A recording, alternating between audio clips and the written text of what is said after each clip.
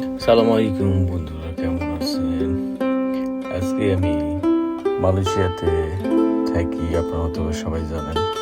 আজকে আমার এক বন্ধু, আমার কি কাছের লোক সহকারে আমরা আজকে গেছিলাম বুকিত বিন্তান।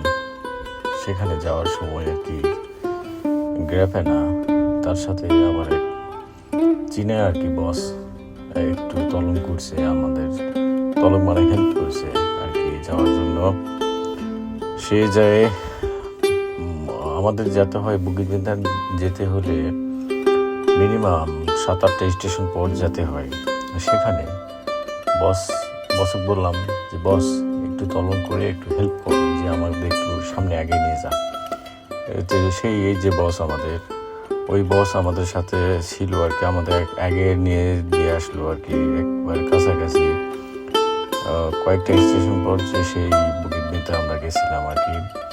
আর একটু হেল্প করছে, আমরা একটু আর কি আমাদের অনেক সুবিধা হয়েছে আর কি।